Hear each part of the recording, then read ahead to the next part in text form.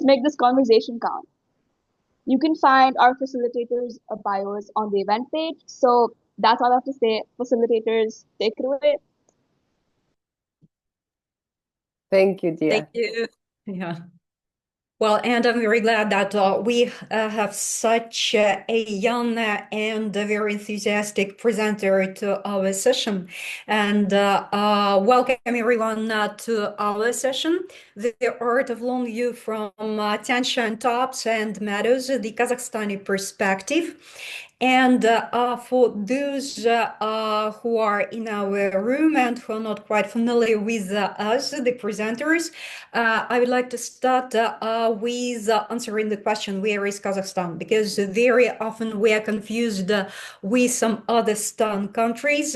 And to make our conversation more material, I want you to look into the picture. Kazakhstan is a part of Central Asia. Central Asia is five countries. We have Kazakhstan, Uzbekistan, Turkmenistan, Kyrgyzstan, Tajikistan.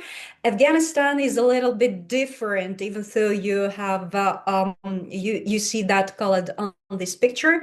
But these are five Stan countries, and you can see our neighbors.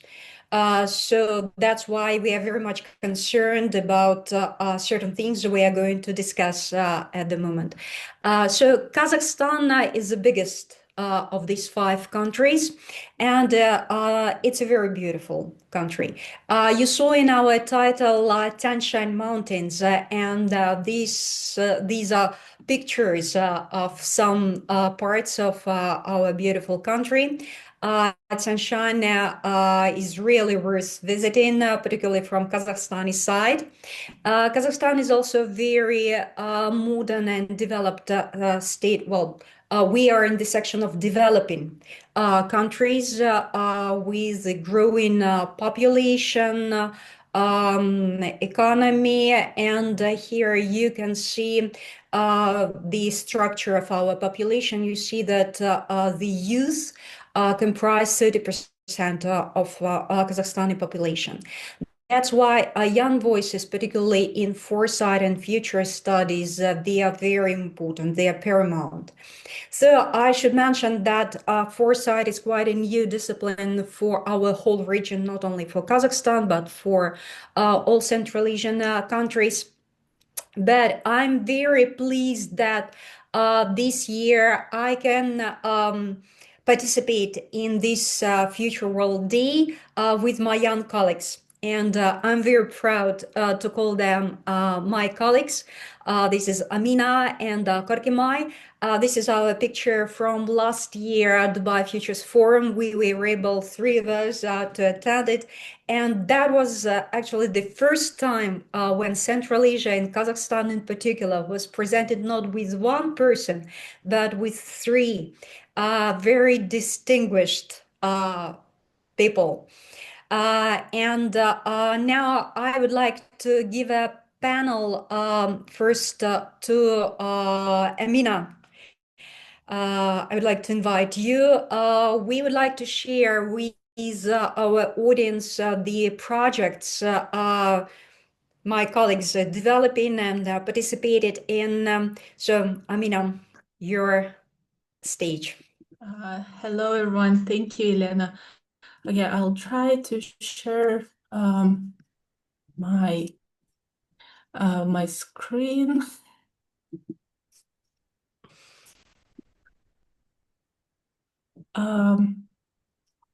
Sorry, I'm having some. Maybe I can start because I'm having some technical issues. Yeah, sorry. Korkemay is the youngest in our team, but also her participation, we will talk a little bit later about that, is very profound. So, Korkemay, your turn. Okay, so let me share my screen.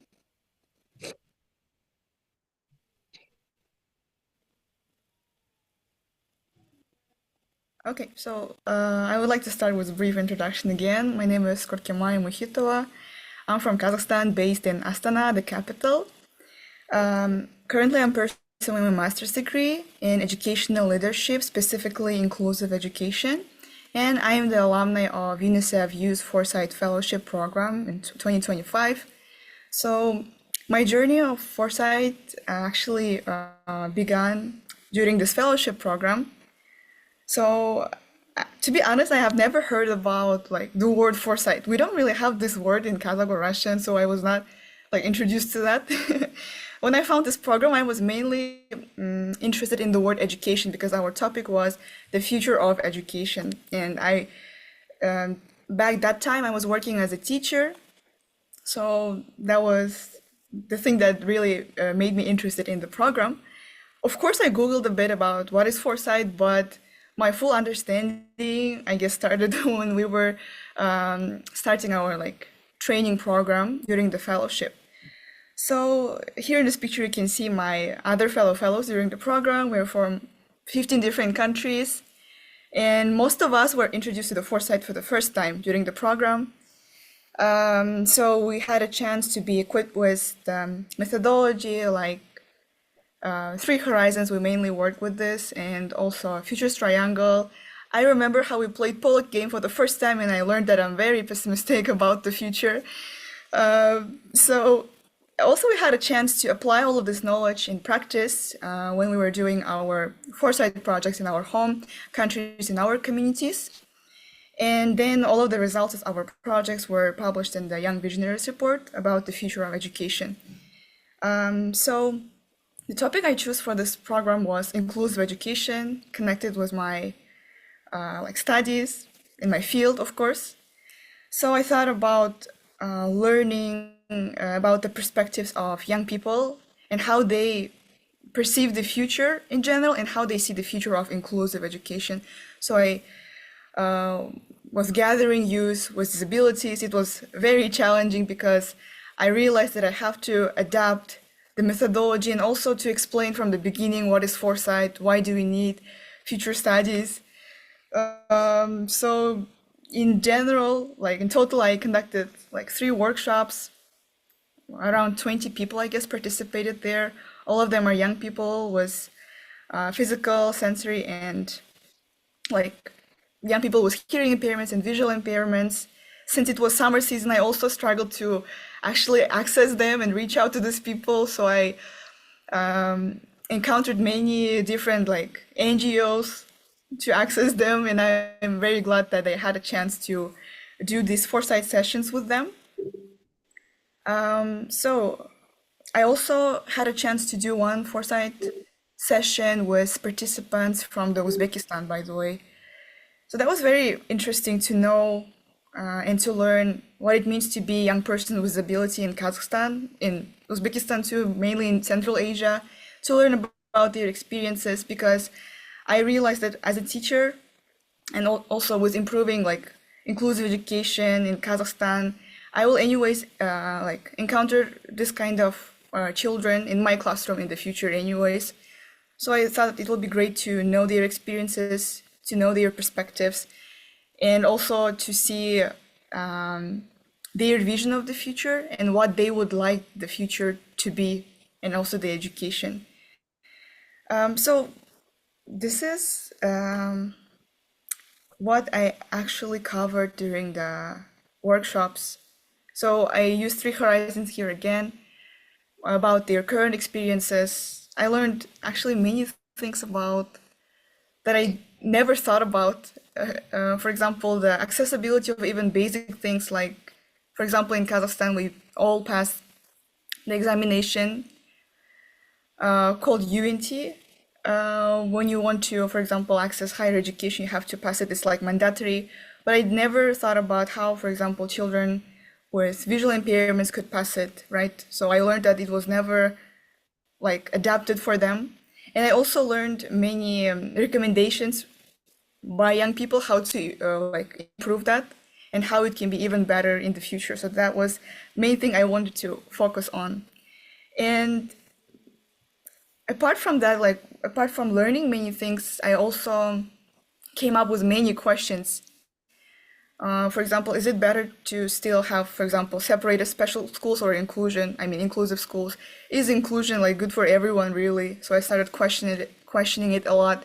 And that's why for my master's thesis, I also choose the topic about deaf communities, like deaf children and their learning experiences and their preferences, like where they would like to study in segregated settings or the inclusive ones. So basically through this sessions, I had a chance to like immerse myself in the different communities, because we cannot talk about, for example, group of people with disabilities as a like one group, because within this group there are so many multiple layers of different societies. I also learned that their visions varies depending on their age too, because when I went to the society of people with visual impairments in Almaty, I talked with their staff who were like very experienced teachers who had visual impairments themselves.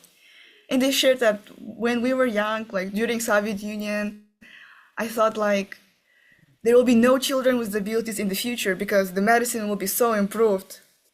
But when I talked to young people, they said like, actually, this is part of our identity. They never shared anything like we want to get rid of that, but they rather shared that we have to change the environment so it will be accessible and there will be like a true inclusion, not on the paper, but just, real one in the practice. So it was really interesting to observe how it varies within this group and also between the age groups.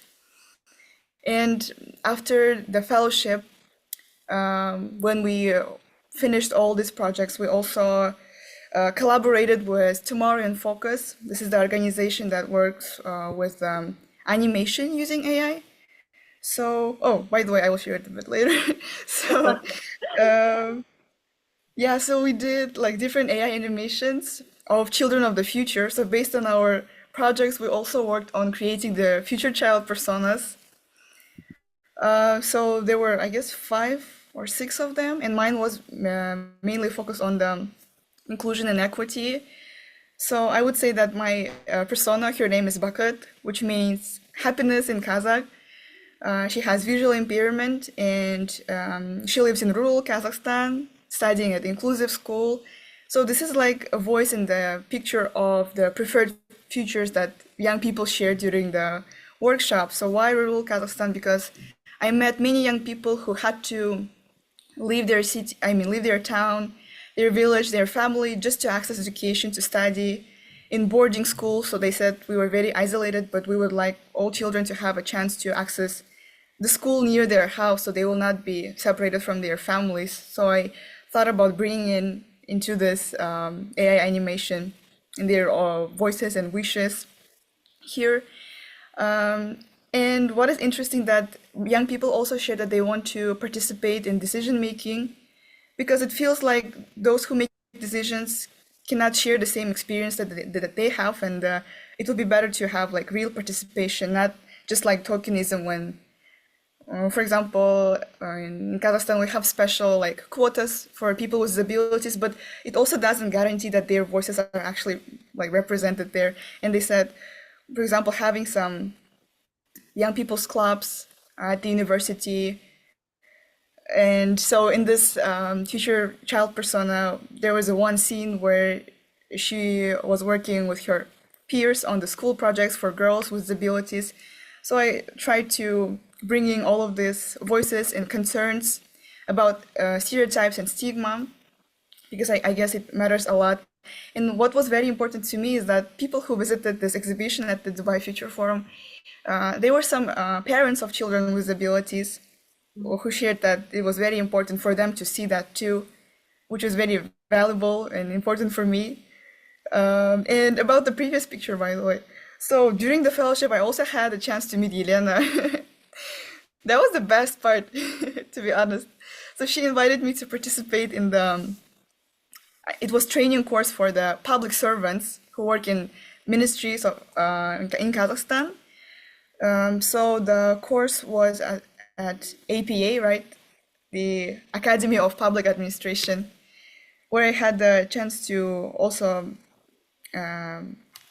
practice foresight with them. Mhm. And as you see in this picture, there's also Derek, yeah, Yelena and me in the center here. Yeah. Yeah. So I was sitting at the table with Ministry of Higher Education. So it was also a very valuable experience to see their perspectives. And also, as you see here, I guess I'm the only young person in this picture. So they were asking me, "Oh, you are young, so tell something about the future." I was like, "Well, I don't know. You will also live in this future, so let's do that together." So we were like co-working together. So that was very interesting, and also it was unusual for them too to like learn together with young people. And this is the all of the opportunities in my whole like experience so far in the foresight, and everything was thanks to the, I guess, UNICEF Youth Foresight Fellowship. And there's also a funny story how I applied to this program. I guess I was one of the last applicants. Mhm. I just saw I guess somewhere on social media about this program, and I had few hours to apply and to submit my application. I was sitting at the airport with my mom, and I'm really glad that I managed to do that. Otherwise, I wouldn't be here, yeah, in presenting it for you today. So I guess that's all I wanted to share. Great. Thank you, Korkemay. And some more comments about that meeting at the Academy of Public Administration. That was a very valuable experience for me as well. And I'm very glad that Korkemay agreed to take part in that because it was the audience not of just ordinary people from ministries. Those were people of high rank. From the governmental authorities. And the fact that Korkemay was present in the table with the Ministry of Education, I saw how they relied on her thoughts and her ideas. So that was a really a new mind shift, breaking experience for them. Because even from our cultural perspective, usually the elderly people, they serve as the final point of opinion. And here we are building new future. We are building future not even for them, not partially for Korkemay, but mainly for generations which are coming in 10 years, and not to include their voices. It would have been a big mistake, a critical mistake. So they liked very much what she said during the presentation of her project. And while she was sharing the findings of her research, and her presentation provoked lots of questions and comments. And even I would dare to say, even thoughts about some gaps within our current system, which deals with this kind of people. Because what Korkemay didn't mention, but I would like to bring it into the table. She was mainly dealing with people and was conducting workshops with the help of UNICEF from Uzbekistan. And that is also very profound experience. People from neighboring country was helping her. But after that presentation at the APA, she got a chance to meet with our Kazakhstani UNICEF representatives. So sometimes for our setting, foresight works like a bodyguard which opens doors for us, for futurists, for new ideas, and it's not an easy thing to practice it here. But I'm very glad that Korkemay is in our team now. So thank you very much, and I hope we'll continue cooperating, building our community. So now, Emina, everything is okay with your technical issues solved? Yes, sure. They changed my laptop. That's why. Sorry. Okay, I'll share my. Can you see it? Yep. Yeah. Okay. Hello, everyone. And thank you for being here. And I'm so glad also to be the part of today's session. And thanks a lot to Yelena for inviting. And my name is Emina, or Amina, and I'm a PhD student in comparative religious studies in the Netherlands. And I'm also NGFB Fellow 2026. So I just started my journey this January, but I'm already excited. Since November, yeah, I could also attend Dubai Future Forum, which was amazing, where I also met Korkemay, and then we found out that we are also, I'm working at Nazarbayev University where she's studying. So I don't know, somehow all things has aligned together. And yeah, today I'd like to talk about how we can think about the future, and not just maybe intellectually and mentally, but also how we can do it with our body and our intention. And the title of my talk is Quraq technique, future making through intention. And I'm going to talk about creativity, future thinking, and a beautiful patchwork technique from Kazakhstan, which is called Quraq. Okay, so I would start with creativity and imagination, because I also feel very close to that topic because my dissertation is about art and contemporary art in Kazakhstan. So again, these days when we think about our present, I think many of us feel this kind of pressure that life moves quickly. We scroll, we rush, we multitask, and yet the future feels uncertain. It feels like unclear. And I think in this reality we live in, creativity and imagination, they are becoming this vital tool that help us to navigate in that uncertainty, and they help us to just think about the future. And when we think about, of course, the creativity and imagination, very often people think only about art and artists, and but if we just look beyond that, creativity is not only about that, and it doesn't mean that like all of us has to be like professional artists, but it's also about looking at the world in the new ways, and just thinking about new possibilities, imagining new and alternative like scenarios. And I just believe that it helps us to see and to think about the problems differently, and like find new paths forward. And at the same time, I think that's where this future thinking is very similar to that. And it's also because future thinking, when it's also asks us to like imagine futures we want, and then what we can do to make that happen. And when we practice future thinking, and I think I just started doing that like on a more like deeper level. So I felt like we become more flexible, more empathetic, and even more hopeful. And that what I was noticing and observing when I work with artists here in Kazakhstan. And that was also a very mind-shifting experience for me back in the days. And that's where I found that creativity and just imagination, as well as with future thinking, they just go hand in hand, and that we need creativity and imagination to build better futures.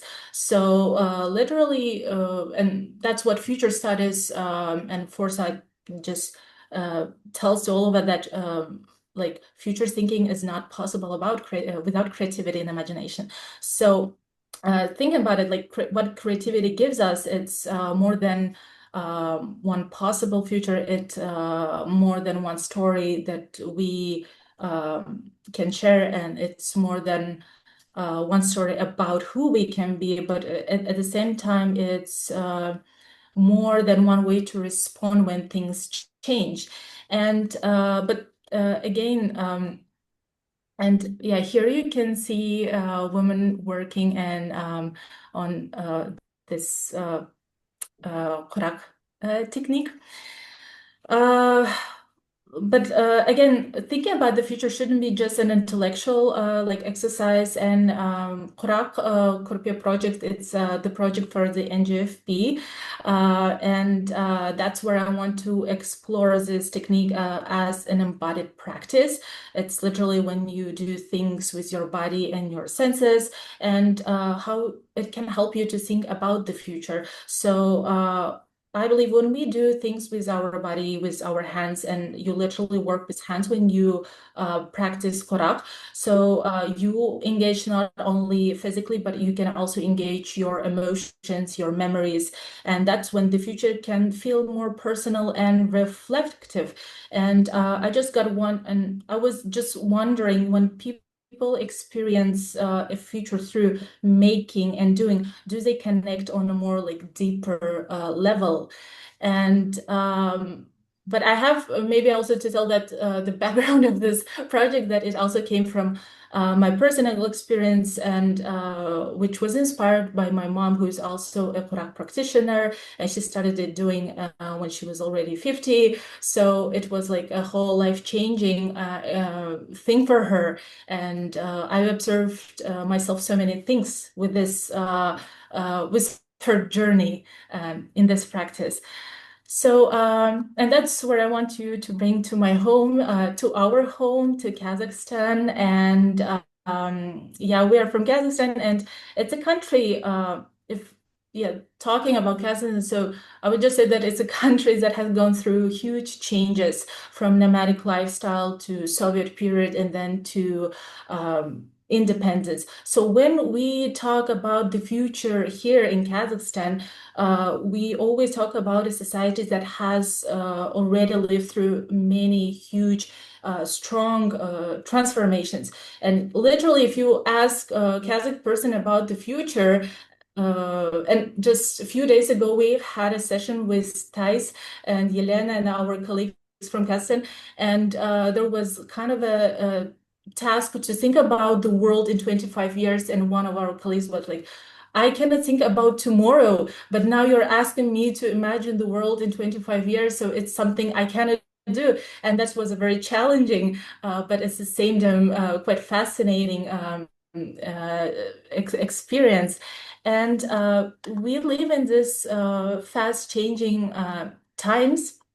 And that's when art and creativity are more than like decoration, but they often become like a platform for alternative visions. And that what at least happens in Kazakhstan. So literally creativity becomes a space, and it creates spaces where people like can explore who they are and imagine like different ways of thinking. And well, the whole research on post-Soviet Kazakhstan argues that contemporary art and just creativity, they can act like a public forum that creates space where people can bring up like different issues that are not always allowed to be discussed publicly.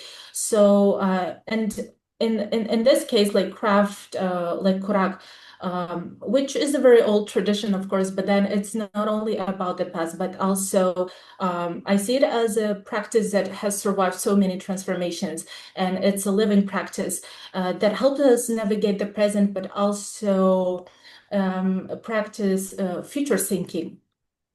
And here you can see also the works of contemporary artists that I'm working with. And I think the most fascinating work is here by Almagul Milibaeva, and you can see this woman with four legs. And yeah, that's also you can think like what kind of a future Kazakh woman we can think about.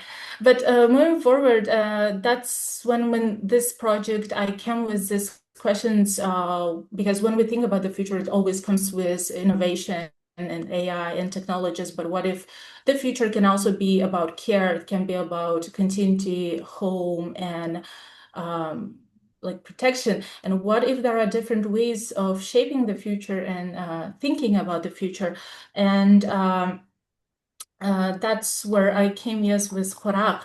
And so what is actually Quraq? So Quraq, and the word literally means assembled from parts. It comes from a Turkish language. And these days we know it as a patchwork, quilting, but it's a traditional patchwork technique from Central Asia. And these days is mostly common for Kazakhstan and Kyrgyzstan, but also for Karakalpaks. And it was very common for nomadic people. And this technique, Quraq technique, it involves sewing small pieces and fragments of fabric, leather, and felt that that you bring together into one beautiful, like patterned clothes. And Quraq technique can appear in blankets, pillows, clothes, carpets, and these days even in jewelry. And when you create Quraq, when you work with Quraq, it's literally you bring different shapes, starting like from circles to triangles and squares, and then you can create more compound and complex ornaments. And all of these ornaments separately and all together, they have a very deep meaning. And yeah, so each pattern and each ornament has their own meaning. And when someone actually makes Quraq for you, they are not just like sewing, they're like telling the stories. And if every piece in Quraq technique, it holds the maker's thoughts and wishes. It's a way of embedding like hopes for protection, home, and abundance in a very like tangible forms. So literally, the person is wishing you a very like of having a better life in the future. So it's something that comes with intention, and that's like the whole idea of the process. And yeah, just talking about the process itself, in today's Kazakh Quraq technique. So one of the famous and most common ornaments, it's a triangle, which also known as tumar. And it literally means like carrying blessings and wishings for a family. But if you start putting it all together, it can create this ornament of Shan. And Shan is crown of the yurt. It's a symbol of protection, of home, and family. And so when someone makes Quraq for you, so people are like literally saying that may you be safe, may you have a home, may your life be held. And that's something that I call as a future making through intention, because it's something you practice in the present, like the future you want to have for someone. And yeah, so Quraq is not only an object, but I also think of it as a way of thinking. So what belongs together? What do, for instance, I keep? What do I carry forward? And talking about the process itself, because when you work with Quraq technique, you combine your, I literally say your head and your body. It's a mental and physical work. And because you have to slow down when you do Quraq, and it gives you that moment, it gives you the time, but it all has to be done with care, with slowness, with rhythm, and it always comes with repetition. But it also, when this both solitary and shared experiences like come together.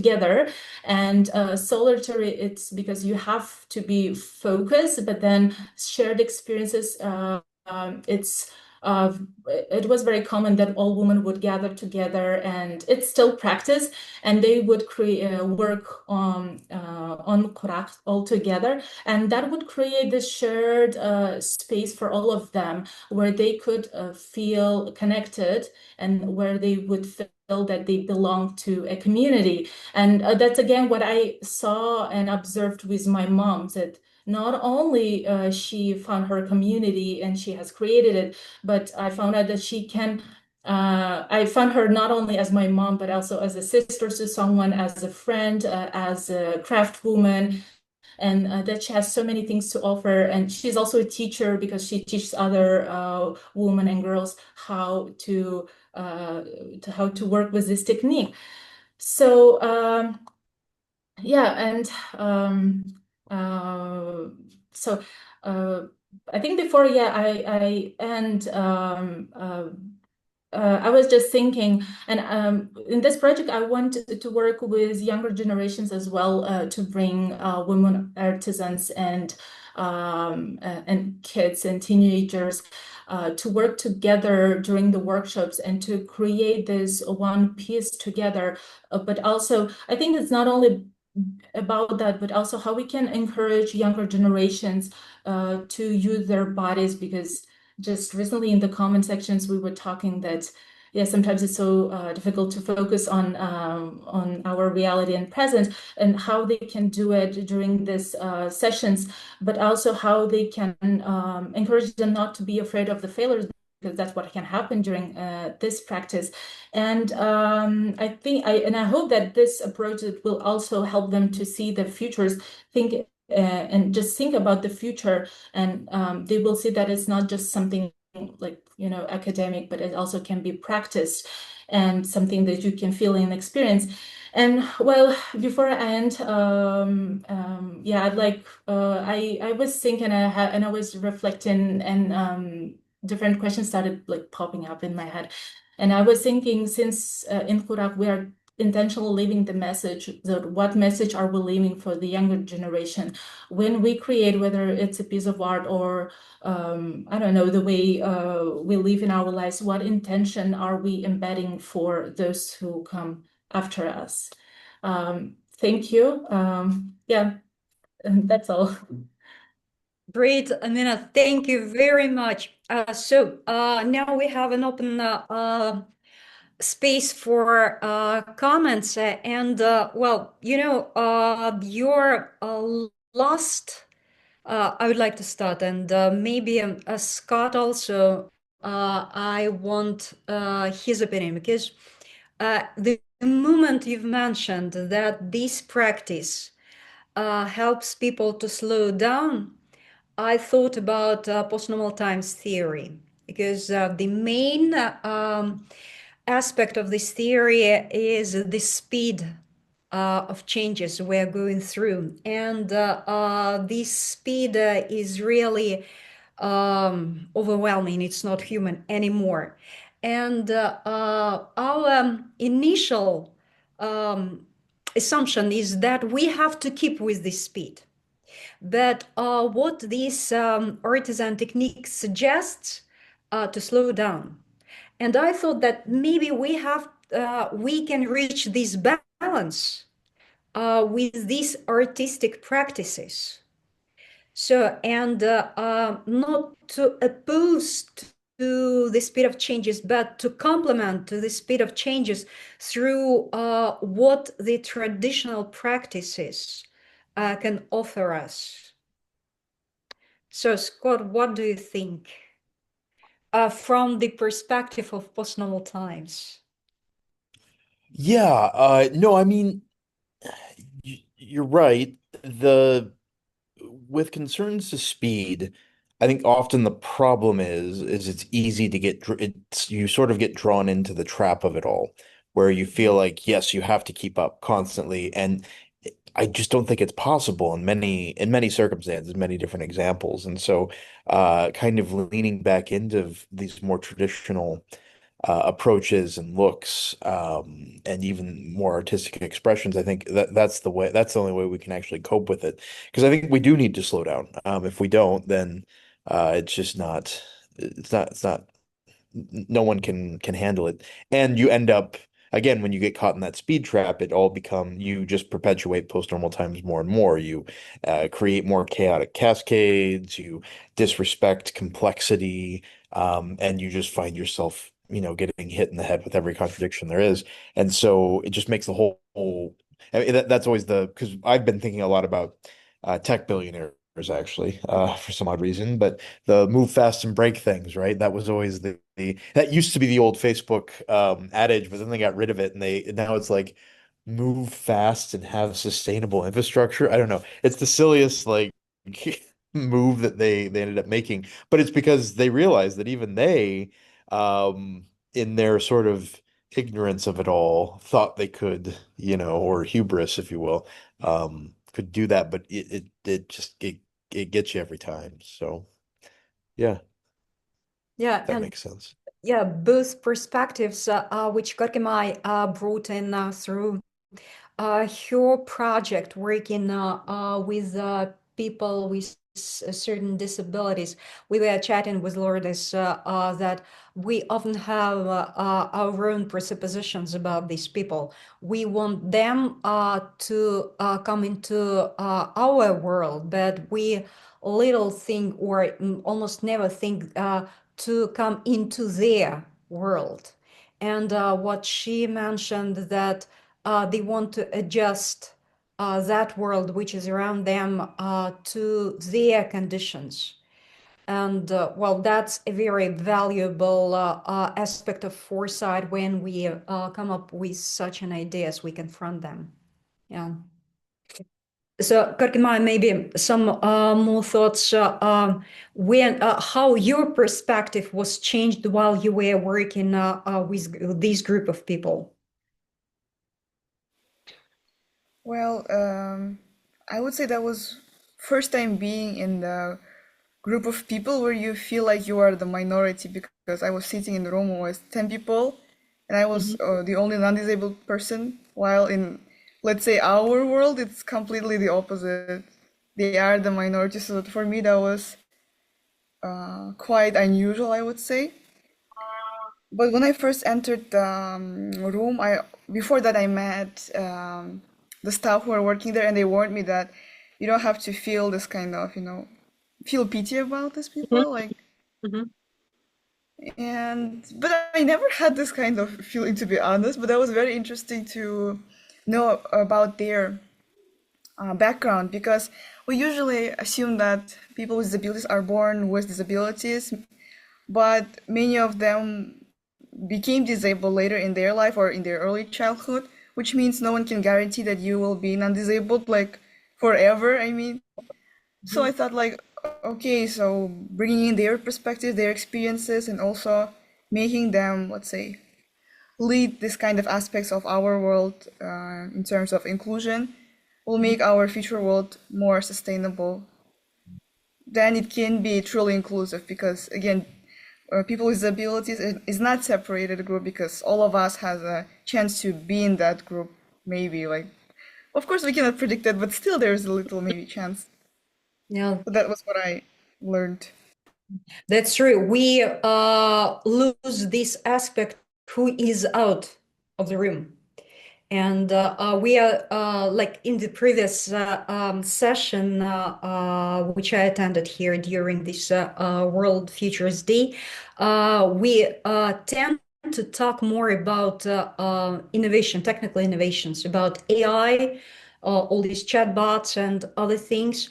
And we completely losing this human perspective. And this focus on technical advancements bring us away from improving us as human beings.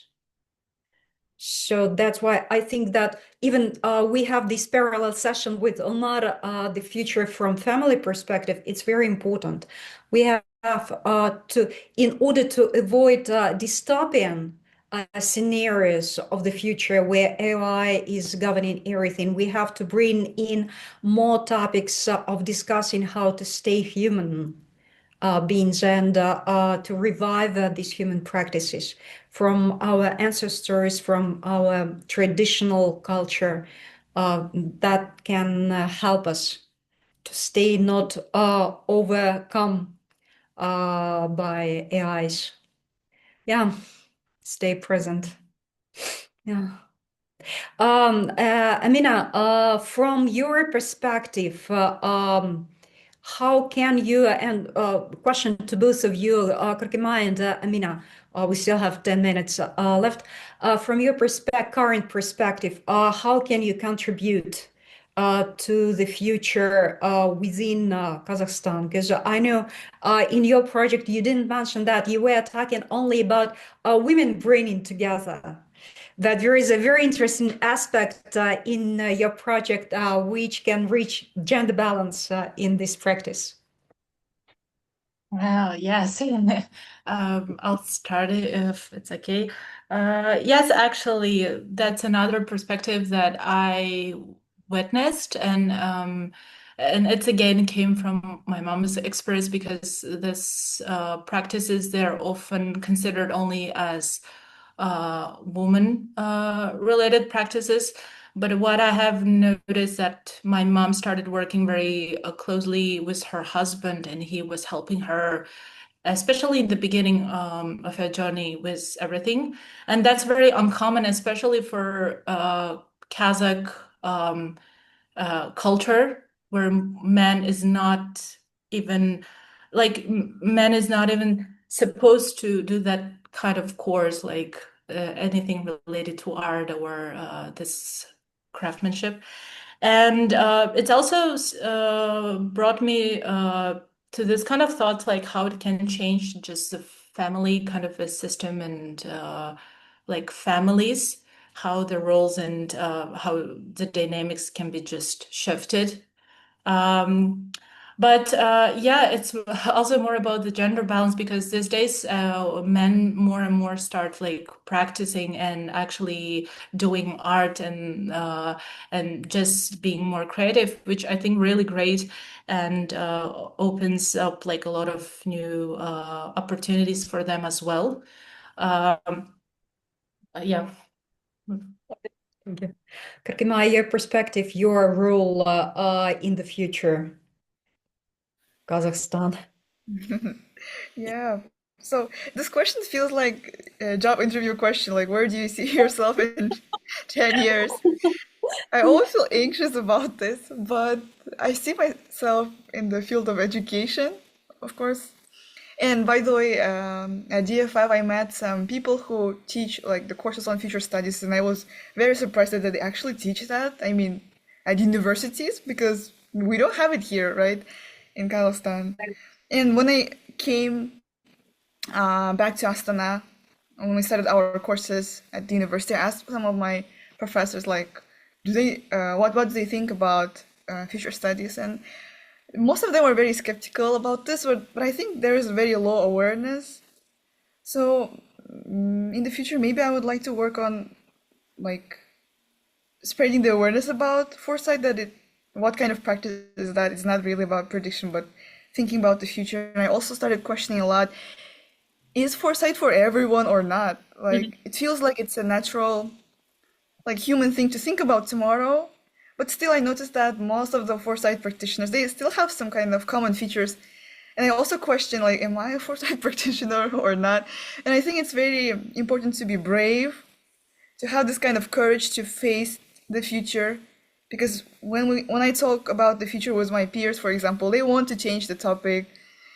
But those who are foresight practitioners, they have this courage to face it, at least in their thoughts, which was very interesting for me, like very interesting observation. So in the future, I would like to work on maybe like intersection. Of course, I will further work on the inclusive education and specifically disability inclusion and how technology can support accessibility, because we also talked a lot about this during the workshops, and how I can connect it with the foresight. Especially, I would like to, and I'm planning to do one foresight workshop with children from rural school, how they view the future of their school, like maybe in 10 years or 5 years. So through the art, by the way. So it will be more interesting because there can be some things that they can express through visual stuff, but not with words maybe. So yeah, I'm just starting, I think, my journey here in the future studies. So yeah, thank you. And also I would like to add that today, on the 1st of March, we're celebrating the Day of Gratitude in Kazakhstan. So I want to say a huge thank you for everyone for being here and for Teach the Future for organizing everything and having us an opportunity to present, to connect with people. Thank you. Yeah, thank you. And lots of thanks to Teach the Future and me personally and now Korkemay